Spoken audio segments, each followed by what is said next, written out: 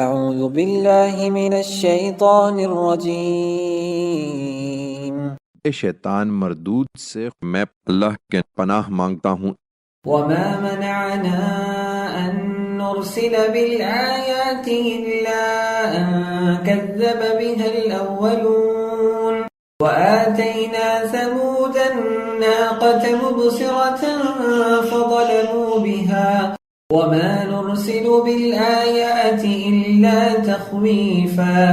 ہم کو عذاب کی نشانیاں بھیجنے سے اسی بات نے روک رکھا ہے کہ اگلوں نے انہیں جھٹلا دیا تھا۔ سمود کو ہم نے اونٹنی اسی طرح کی ایک آنکھیں کھول دینے والی نشانی کے طور پر دی تھی، لیکن انہوں نے اپنی جان پر ظلم کیا اور اس کی تکذیب کر دی۔ پھر نشانیاں بھیجنے سے کیا حاصل؟ ہم نشانیاں اسی لیے تو بھیجتے ہیں کہ عذاب سے پہلے لوگوں کو ان کے انجام سے ڈرا دیں۔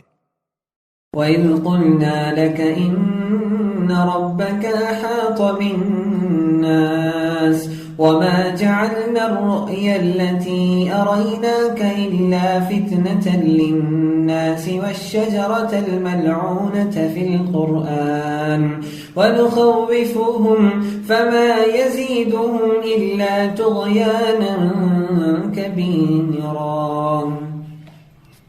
تم یاد کرو جب ہم نے اسی تنبیہ و تخفیف کے لیے تم سے کہا تھا کہ تمہارے پروردگار نے ان لوگوں کو گھیرے میں لے لیا ہے، تو انہوں نے اس کا بھی مذاق اڑایا۔